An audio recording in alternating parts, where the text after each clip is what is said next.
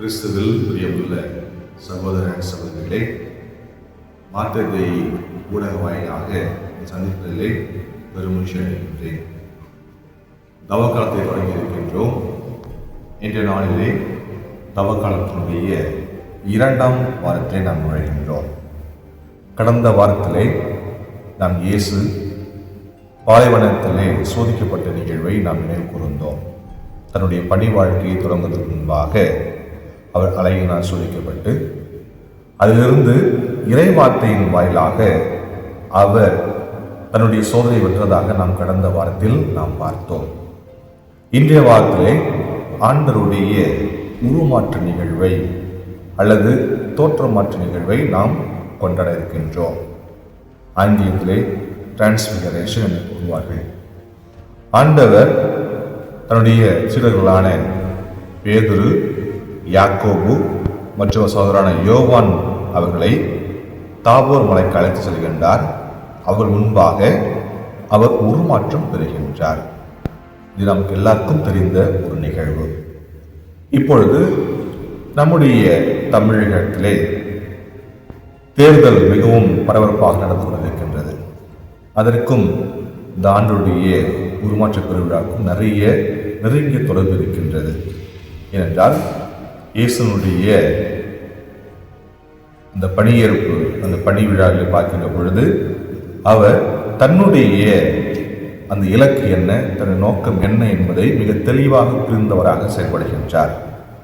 இயேசுனுடைய அந்த சோதனைக்கு பிறகு அவர் ஊர்கள், சிற்றூர்கள், நகரங்கள் தோறும் செல்கின்றார். செல்கிற இடங்களெல்லாம் இறையாட்சியை பற்றி போதிக்கின்றார்.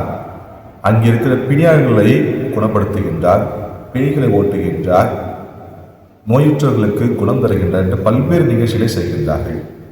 இந்த நிகழ்ச்சியானது இயேசுவுக்கு நாளுக்கு நாள் அதிகமான கூட்டத்தை சேர்த்து கொண்டே இருக்கின்றது. ஆகவே இந்த சீடர்களுடைய எண்ணங்கள் எல்லாம் தன்னுடைய தலைவர் இயேசு ஒரு மிகப்பெரிய ஒரு அரசராக வருவார் அல்லது மிகப்பெரிய பொறுப்பை வருவார் என்கின்ற நம்பிக்கையிலே அவர்கள் இருக்கின்றார்கள். ஆனால் இயேசு மெல்ல மெல்ல அவர்களுடைய சிந்தனையை தன் பக்கம் இருக்கின்றார். என்ன சிந்தனை என்று பார்த்தோம் என்றால், மணமகன் பாடுபட போகின்றார். மூப்பர் முன்பாகவும் மத குருக்கள் முன்பாகவும் அவர் புறக்கணிக்கப் போகின்றார். சிலுவிலே அறையப்பட்டு அவர் மரிக்கப் போகின்றார் என்ற செய்தி கொடுக்கின்றார்கள். ஆனால் இந்த செய்தியெல்லாம் அந்த சீடர்களுக்கு புரியவில்லை. ஏனென்றால் அவருடைய ஒரு மதப்பிலே இருக்கின்றார். ஏனென்றால் எந்த ஒரு குழுவாக இருந்தாலும் சரி அல்லது எந்த ஒரு அரசியல் கட்சிகளாக இருந்தாலும் சரி, அந்த குழுவினுடைய அல்லது அதனுடைய தலைவர் இறப்பது என்பதை யாரும் விரும்ப மாட்டார்கள். நாம் கூட திரைப்படங்கள் கூட விளையாட்டாக கூட அந்த நடிகர் இறந்தார் என்றால் அந்த படம் ஓடாது, அந்த படம் அவ்வளோதான், நல்ல கதை எடுக்கல அப்படின்னு சொல்லுவோம். அப்போ அந்த தலைவர் அல்லது நடிகர் இறந்து விட்டார் என்றால் அந்த படம் எதற்கும் சரியில்லை அல்லது எதுக்கும் அந்த கட்சி உதவாது என்று நினைக்கட்டும்.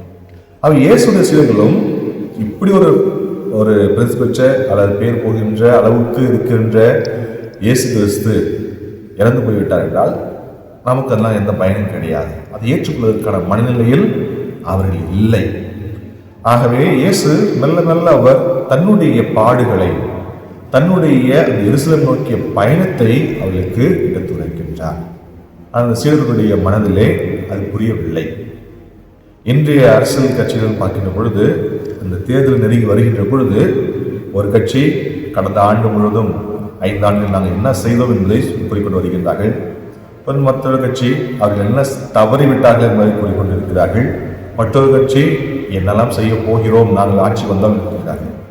இயேசு கிறிஸ்துவனுடைய செய்தியில் நான் என்ன செய்ய போகிறோம் என்று கிடையாது, தான் எப்படிப்பட்ட பாடை படப்போகின்றோம், எப்படிப்பட்ட துன்பத்தை அணுகுகின்றோம், எப்படிப்பட்ட ஒரு ஆட்சியில் நாம் நுழைய போகிறோம் என்பதை இந்த சீடர்களுக்கு உணர்த்த வேண்டும் என்பதற்காகவே இந்த 3 சீடர்களை அழைத்து செல்கின்றார். இப்போ நமக்குள்ள ஒரு கேள்வி வரும், இயேசுக்கு 12 சீடர்கள் இருந்தாலே இந்த 12 சீடர்களும் இயேசு அழைத்து போயிருந்தார் என்றால் ஒரு 12 சீடர்களும் இயேசுவை நன்றாக புரிந்திருக்கக்கூடும். ஏன் இந்த 3 பேர் மட்டும் கூட்டு போறாரு அப்படின்னு பார்த்தோம் என்றால் அதற்கும் விவிலியத்தில் ஆதாரங்கள் இருக்கின்றன, அது விவிலியத்தில் அதற்கான தெளிவு இருக்கின்றன. ஏனென்றால் இயேசுக்கு நன்றாக தெரியும் பேதுரு தன்னை 3 முறை பதிலளிப்பார் என்றும். இயேசு நன்றாக தெரியும், உனது யாக்கோபும் அவருடைய சகோதரனான யோவானும் அவருடைய தாயின் மூலமாக வலது பக்கம் அல்லது இடது பக்கம் என்ற அரியணையை கேட்பார்கள் என்பதும் தெரியும். ஆகவே இவர் புரியாமல் உலகின் போக்கிலே போய்கிறார்கள். ஆகவே இவருக்கான மகிமை அல்லது இவருக்கான அந்த மாற்றம் எப்படிப்பட்டதாக இருக்கிறது என்று காண்பிப்பதற்காக இந்த மூவரை மட்டும் சிறப்பாக அழைத்து செல்வதாக ஊழியர்கள் கூறுகின்றார்கள். அங்கே தாவூர் மலையில் செல்கின்றார். அவர் தனியே ஜெபித்துக் கொண்டிருக்கின்றார். இவர்கள் பார்க்கின்றார்கள், அவருடைய தோற்றமாற்றம் வந்து மிகவும் பிரகாசமாக இருக்கின்றது. இதற்கும் பார்க்க முடியாத அளவுக்கு, யாரும் பார்க்கிற அளவுக்கு பிரகாசமாக இருக்கின்றது. அங்கே பார்த்தோம் என்றால் 2 தலைவர்கள் வருகின்றார்கள். ஒன்று மோசே, மற்றொன்று எலியா. முதலில் பார்த்தோம்னா மோசே திருச்சட்டத்தின் நிறைவாக இருக்கின்றார். எலிசா அவர்கள் இறைவாக்கினுடைய நிறைவாக இருக்கின்றார். வழக்கமாக நமக்கு வந்து அந்த பழைய ஏற்பாடுகள் பிடிக்காது, நிறைய பேர் வாசிக்க மாட்டாங்க. புதிய ஏற்பாட்டில் அது குறிப்பாக நம் நற்செய்தியை மட்டும்தான் படிப்போம். இயேசு புதுமைகள், அறிவுரைகள், அருஞ்செயல்கள் இதுதான் மனசில் நினைக்கிறோம். ஆனால் இயேசு எல்லா போதனையும் சரி, எல்லா நிகழ்வும் சரி, தன்னை பழைய ஏற்பாட்டின் ஒரு நிறைவாக காண்பிக்கின்றார். இவர்களெல்லாம் சொன்னார்கள், அது எண்ணிலே நிறைவு பெறுகின்றது, அது எண்ணிலே முடிவு பெறுகின்றது, எண்ணிலே முழுமை பெறுகின்றது என்பதை இயேசு மிக அழகாக கூறுகின்றார். தான் திருச்சட்டத்தை நிறைவாகவும் இறைவாக்கினுடைய கடைசி இறைவாக்கியராகவும் நான் இருக்கப் போகிறேன் என்பதை நினைவுவதற்காக அவர்களையும் அங்கே அழைத்து சென்றார். இந்த தோற்றமாட்ட நிகழ்விலே மிகவும் முக்கியமானது, நாம் சிந்திக்க வேண்டியது, அல்லது இந்த தோற்றமான நிகழ்வு நமக்கு எதை சுட்டி காட்டுகிறது பார்த்தோம் என்றால், அங்கே வருகின்ற ஒரு குரல் ஒன்றை, தந்தையாம் இறைவன் அந்த மேகத்தில் நின்று ஒரு குரலை கொடுக்கின்றார். இவரே என் அன்பார்ந்த மைந்தன், இவருக்கு செவி கொடுங்கள்.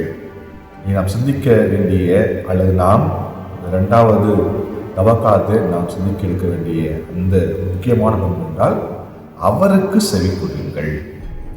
யாருக்கு செவி கொடுக்க வேண்டும்? உலகத்தினுடைய போக்குகளுக்கு, உலகத்தின் மாய கவர்ச்சிகளுக்கு செவி கொடுக்காதீர்கள். மாறாக இடம் திரும்பி வாருங்கள். தவக்காலத்தில் திரும்பி வாருங்கள். இறைவனுடைய குரலை கேளுங்கள். என் மகனுடைய குரலை கேளுங்கள், அவர் சொன்னதுபடி நீங்கள் செய்யுங்கள் என்று தந்தையாம் கடவுள் கூறுகின்றார். இந்த 3 சிலர்கள், பேதுரு, யோவான் மற்றும் யாக்கோபு மூவருமே நம்மில் ஒருவராக இருக்கின்றார்கள். இறை மக்களின் சாட்சியாக இருக்கின்றார்கள். அவர்களுக்கு முன்பாக தந்தையார் இவருக்கு செவி கருந்திருக்கின்றார். இன்றைய வார்த்தை வழிபாடும் நம்மை இறைவனுடைய வார்த்தைக்கு செவி கொடுக்க அழைப்பிருக்கின்றது. தவ காலத்தில் சிறிது பார்ப்போம். நாம் இவற்றைக்கெல்லாம் செவி கொடுக்கிறோம். ஒரு செல்போன் லைட்டாக ஒரு ரிங்டோனோ ஒரு இதோ வந்துருச்சுன்னா உடனே எடுத்து பார்க்கின்றோம். அதுக்கு உடனடியாக நாம் பதில் கூறுகின்றோம், அல்லது நம்ம பேசி அதற்கான விடையை நமக்கு கொடுக்கின்றோம். ஆனால் கடவுளுக்கு நம்முடைய செவிகளை கொடுப்பது கிடையாது. இந்த தவக்காலம் அதற்கான ஒரு காலம். இறை நோக்கி திரும்பி வருவோம். இறை வார்த்தையை அதிகமாக படிப்போம். இறை வார்த்தையிலே இறைவன் எவ்வாறு நம்மோடு பேசுகின்றார், எவ்வாறு இறைவன் நம்மோடு உரையாடுகின்றார் என்று நாம் சிந்தித்து பார்ப்போம். இறைவனோடு உறவாடுவோம். இறைவனோடு நாம் தனித்திருப்போம். இயேசு எல்லா நாட்களிலும் நடத்துகின்ற தனிமையில் தந்தையாம் கடவுளோடு இருந்தார் என்று கூறுகின்றது. அது கடைசியில் பார்த்தோம் என்றால், எல்லா நிகழ்வும் பார்க்கின்ற பொழுது அந்த சோதனை கட்டணம் முடிந்த பிறகு பார்த்தோம் என்றால், அந்த வானதூதர் வந்து அவருக்கு பணிவிடை செய்தார்கள் என்று கூறுகின்றார்கள். அப்படி என்றால் இயேசு தந்தையாம் இறைவனோடு உதிர்ந்திருந்ததால், தந்தையாம் இறைவனுடைய குரலை கேட்டதால் அவர் மாற்றி பெற்றதாக இருக்கின்றார். நாம் விழிப்புணர்வு அடைய நல்லா திறந்துவிட்டு அந்த மாட்சியை தொடர்ந்துவிட்டு இறைவனுடைய வார்த்தையை கேட்பவர்களாக, இறைவனுடைய வார்த்தைக்கு அடிப்படையில் வாழ்வதற்கான அருளை கேட்டு 2ஆம் ஞாயிறு தவக்காலத்தை நாம் இணைவோம். இறைவன் அனைவரையும், உங்கள் குடும்பங்களையும் தயவாக ஆசீர்வதிப்பாராக. ஆமென்.